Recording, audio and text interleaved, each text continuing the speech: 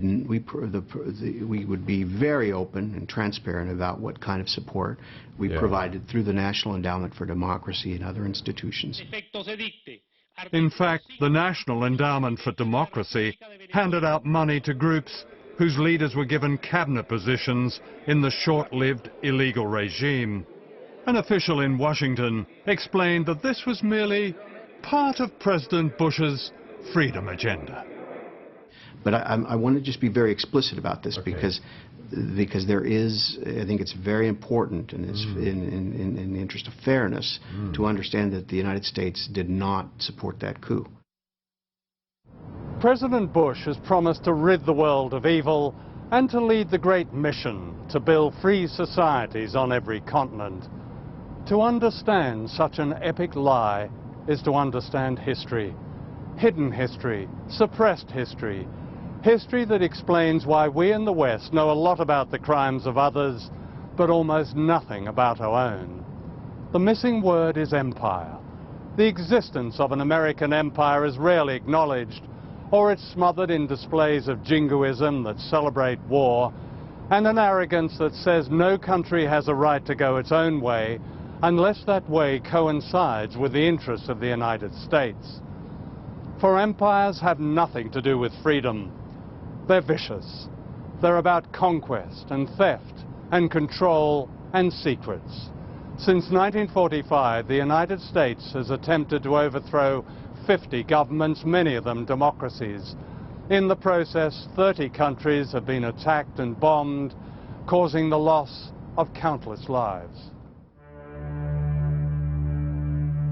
In my lifetime, the following countries in Latin America have been assaulted by the United States, directly and indirectly. Their governments replaced by dictators and other pro-Washington leaders.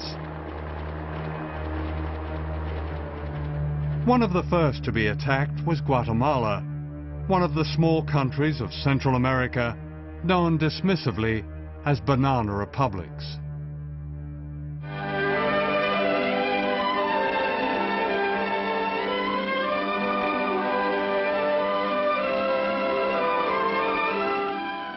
This is Guatemala City as seen from the air. People who live in the city dress very much like the people in our own southern states. There are many churches and people go to church regularly. They speak Spanish, of course, as most of them are of Spanish descent. In fact, most of the people of Guatemala are not of Spanish descent. They're indigenous Mayan people and very poor. In the 1950s, 2% of the population of Guatemala controlled the natural wealth in collusion with giant US corporations like the United Fruit Company, which dominated banana growing. On the board of United Fruit was John Foster Dulles, who happened to be US Secretary of State.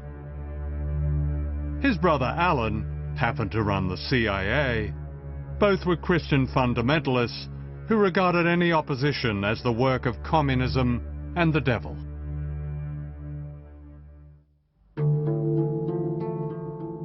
In 1950, this man, Jacobo Arbenz, became the first Guatemalan leader to be democratically elected by a majority of his people, who saw in him the hope of social justice. He was the Hugo Chavez of his day.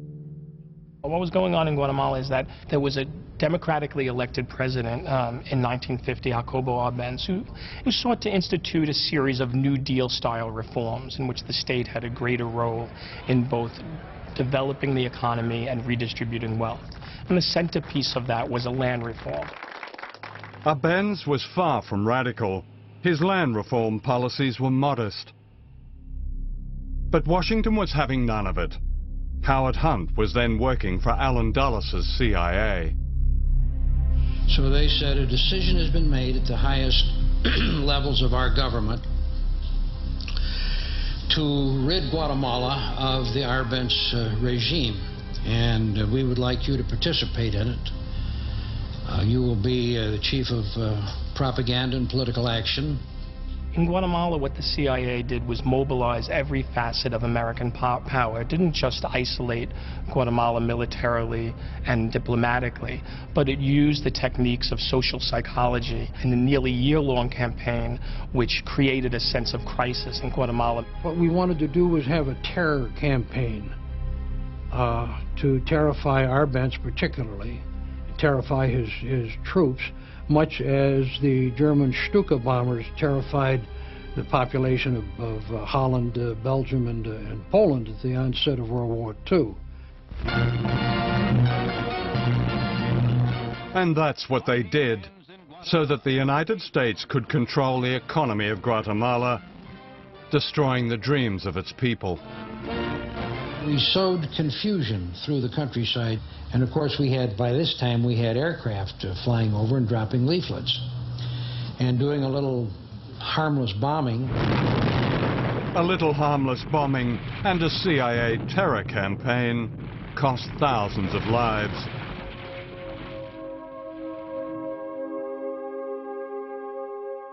Arbenz, the Democrat now branded a communist, was humiliated, stripped naked, and photographed before being forced into exile. Richard Nixon, then Vice President of the United States, flew in to congratulate the new dictators. That Guatemala is going to enter a new era in which there will be prosperity for the people, together with liberty for the people. General Rios Montt was to be one of Washington's faces of liberty. During his time as president in the 1980s, thousands of people were murdered by death squads, most of them indigenous men, women, and children. His guns and helicopters came from the United States. President Reagan flew in to warmly endorse the general, whom he described as a man of great personal integrity. In the CIA, we didn't give a hoot about democracy. I mean, it was fine if a government was elected and would cooperate with us, but if it didn't, then democracy didn't mean a thing to us. And I don't think it means a thing today. The crushing of Guatemala was Washington's blueprint. 4 years later, Cuba, just 90 miles from Florida, threw down the first direct challenge, ending Cuba's humiliation as a North American colony, a playpen for drug barons and the mafia.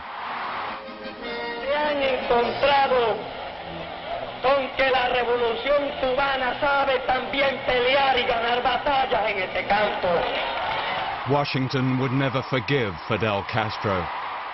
Under the government aegis, we had task forces that were striking at Cuba constantly. We were attempting to blow up power plants. We were attempting to ruin sugar mills. We were attempting to do all kinds of things during this period. This was a matter of American government policy. This wasn't the CIA. Cuba's achievements in healthcare and education are widely respected. However, for not bowing to the greatest power on earth, the Cuban Revolution has paid a high price. A 45-year economic war waged by the United States and the loss of vital democratic freedoms. How dare you, 90 miles from my country, last 45 years with a different form of government? How dare you haven't allowed American corporations to buy you out? How dare you continue this arrogance that says that you will never succumb to us? Don't you know who we are? Don't you know who these corporations are? Don't you know your life would be better if you could drink Coca-Cola every day? What justified the attacks on Cuba and other Latin American countries was the so-called Red Menace. We all know the atomic bomb is very dangerous. Since it may be used against us, we must get ready for it. First, you duck, and then you cover. And very tightly, you cover the back of your neck and your face. Propaganda like this excused every American invasion, every toppling of a government, every assassination, every act of terrorism. The real threat was an orchestrated paranoia in the United States that became a super cult called anti-communism. The true goal of the United States government is control.